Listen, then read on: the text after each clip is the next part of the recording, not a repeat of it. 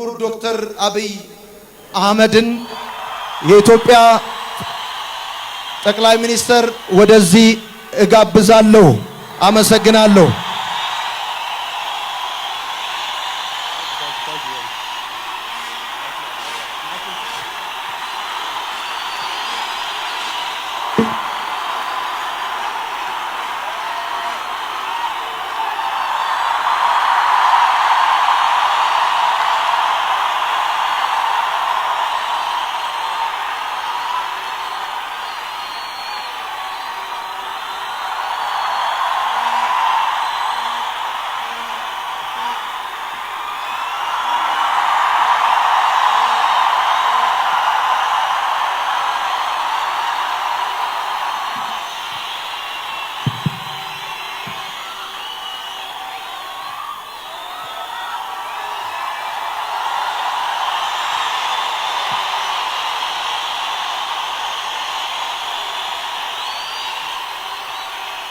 እግዚአብሔር ያክብራችሁ። ቁጭ በሉ።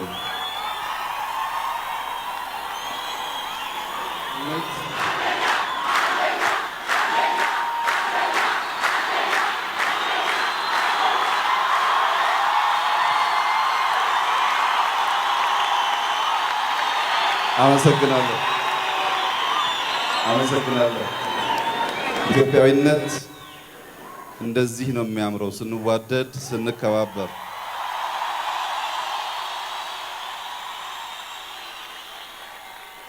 ዛሬ እዚህ የመጣሁት ለሁለት ምክንያት ነው። አንደኛው የእውነተኛው አንደኛ ተከታይ ብዙዎችን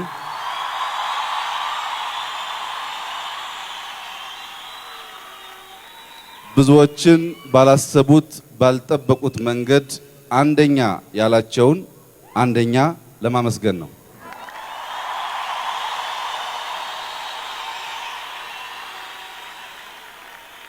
ንግግሬን ከመጀመሬ በፊት ለዕለቱ አንደኛ ብዙዎችን አንደኛ ላደረገው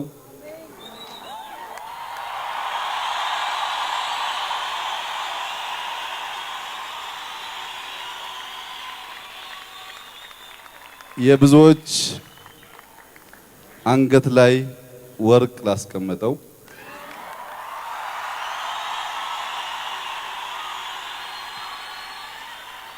በብዙዎች ልብ ላይ ፍቅር ላስቀመጠው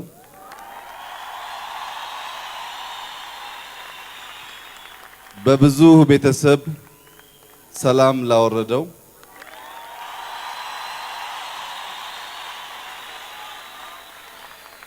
በማስመሰል ሳይሆን ወደ መምሰል እያደገላለሁ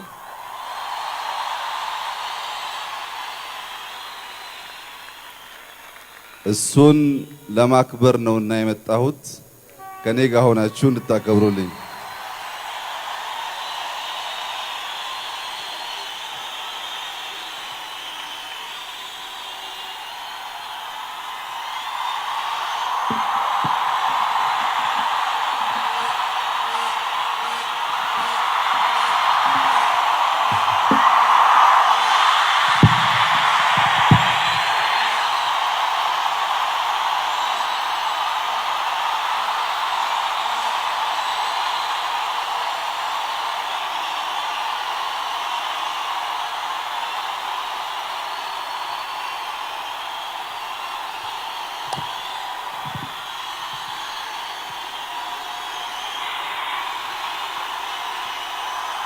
አንደኛ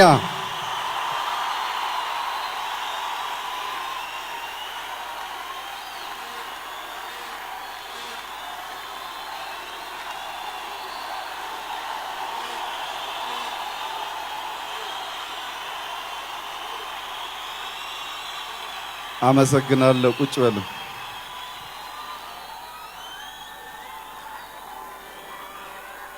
እኔም እናንተም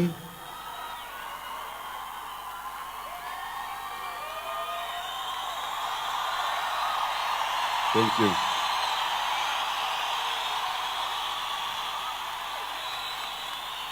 እኔም እናንተም ዮኒን የምንወደው የምናከብረው ወደን ሳይሆን አክባሪው ስላከበረው ነው።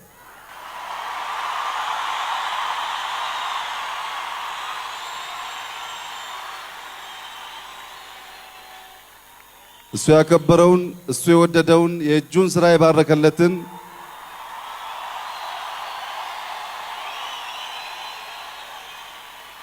ለኛ መስማማት ብቻ ነው መፍትሄው እንጂ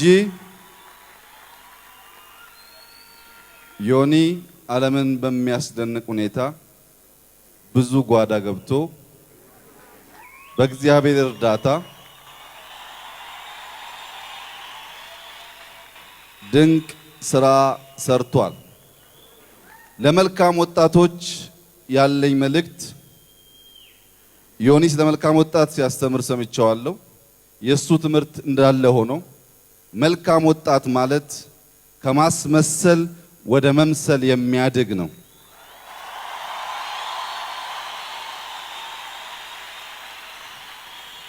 ወደ መምሰል ማደግ ማለት ወደ ዕውቀት፣ ወደ ጥበብ፣ ወደ ፍቅር፣ ወደ በረከት፣ ወደ መስጠት ማደግ ማለት ነው።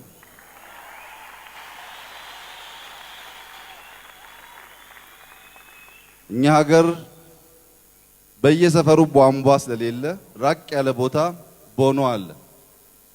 ከቦኖ 2 ኪሎ ሜትር 3 ኪሎ ሜትር የራቁ ሰዎች በጠዋት ተነስተው ውሃ ቀርተው ይመጣሉ፣ ወረፋ እንዳይበዛባቸው። በቅርብ ያሉ ሰዎች ደግሞ ረፈድ አድርገው ይሄዳሉ።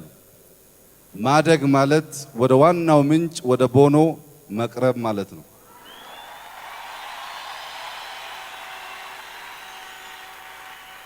ምክንያቱም ያ ምንጭ ስለማይደርቅ ሁሌ ይሰጣል።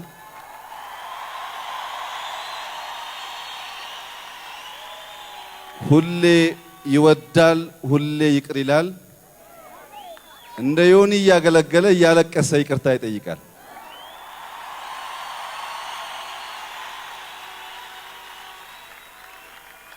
ዮኒን ያስለቀሰውና ይቅርታ ያስጠየቀው በደሉ ሳይሆን ወደ መምሰል ማደጉ ነው።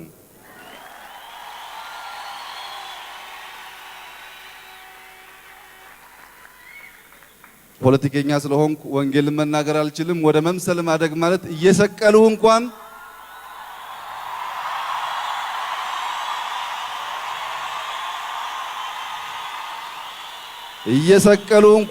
የሚያውቁትን ያርቁምና ይቅር በላቸው ማለት ነው።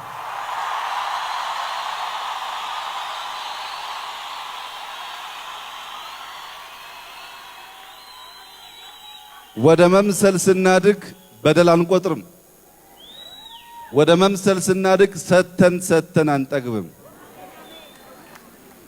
ወደ መምሰል ማደግ አለመንጠፍ ነው፣ ሁሌ መስጠት።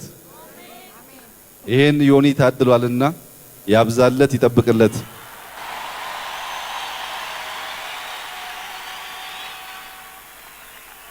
የወጣት ማዕከል የበጎ ወጣት ማዕከል ግንባታና ሐሳብ በጣም የሚያስደስተኝ ሐሳብ ነው። ያው እንደምታውቁት ከናንተ እንደ አንዱ በመሆኔ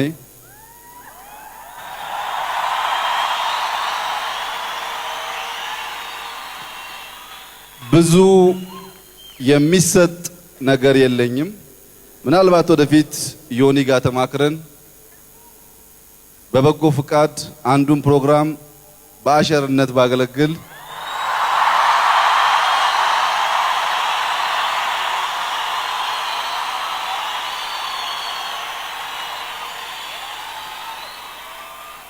ሁለተኛው ያሳፍራል። ትንሽ ነገር መስጠት ያሳፍራል፣ ግን ድሃ ያለውን ነው የሚሰጠው። በቅርቡ ሰምታችሁ እንደሆነ አላቅም፣ በአንድ ሀገር በሰላም ሽልማት 25000 ዩሮ ተሸልሜያለሁ።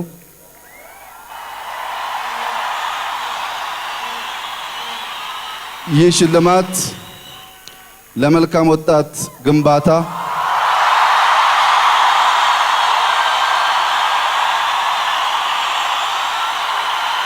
የሚውል ይሆናል።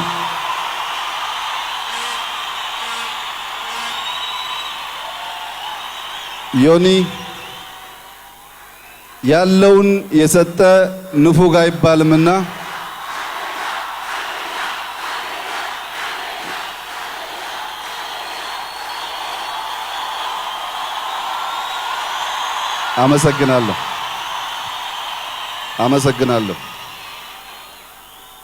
አመሰግናለሁ።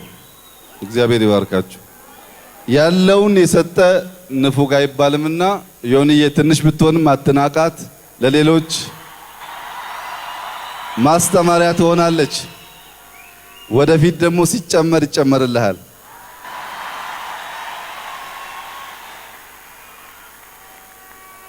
የመልካም ወጣቶች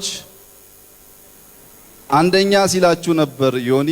እኔ ደግሞ እድለኛ መሆናችሁን ልነግራችሁ ፈልጋለሁ።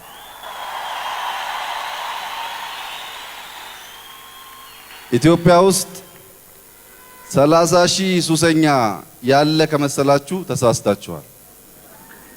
የውሸት ሱሰኛ፣ የፖለቲካ ሱሰኛ፣ የዘረኝነት ሱሰኛ፣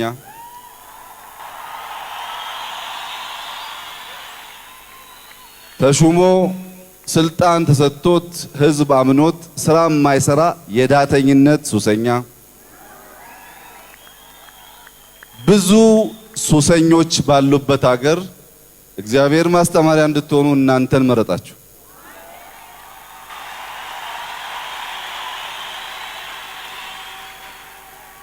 ብዙዎቻችሁ ለምን እኔን ስትሉ እንደነበር ሰምቻለሁ። እናንተ ተመርጣችሁ ነው እንድታስተምሩ።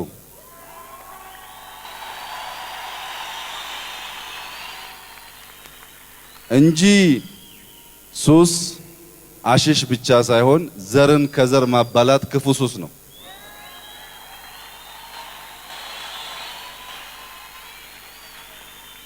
ሃይማኖትን ከሃይማኖት ማባላት ክፉ ሱስ ነው።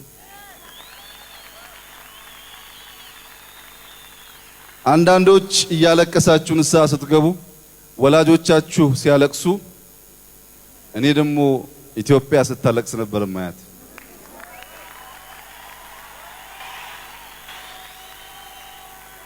ልጆቼ ምንም ሳያጡ ከመልክ እንኳን ሳይቀር አዳልቼ ቆንጆ አርጌ ብፈጥራቸው፣ በዝናብ ባረሰረሳቸው፣ ሰፊ ሀገር ብሰጣቸው፣ ስማቸውን በዓለም ላይ ባገን፣ ይህ አልገባ ብሏቸው የውሸት የወሬ የዘረኝነት ሱሰኛ ሆነው ይባላሉ ብላ የምታለቅስ ኢትዮጵያ።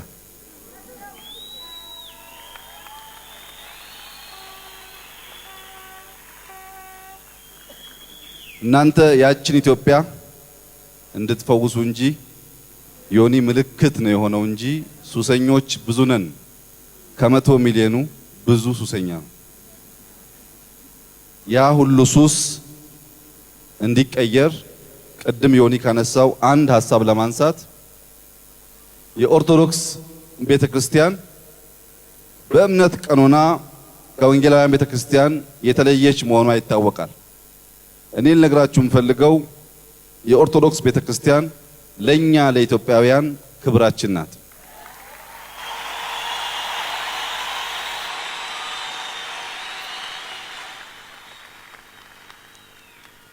በሄድንበት ሀገር ደረታችን ነፍተን 1000 ዓመት የቆየ ቸርች አለን እንላለን። ትገርማላችሁ እንዴት 700 ዓመት 1000 ዓመት 2000 ዓመት ቤተክርስቲያን ኖራችሁ ብለው ይደነቃሉ።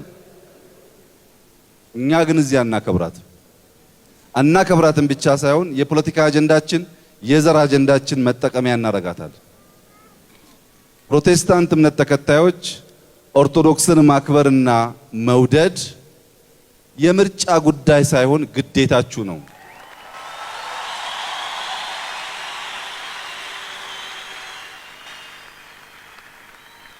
ከየት አመጣኸው ያላችሁኝ እንደሆነ የምትከተሉት እየሰቀሉት እንኳን የሚያውቁትን አያውቁምና ነው ያለው። እቺ ቤተክርስቲያን በኢትዮጵያ ውስጥ ትልቅ አሻራ ኑራለች። ከነ ክብሯ እንድትቀጥል እንፈልጋለን።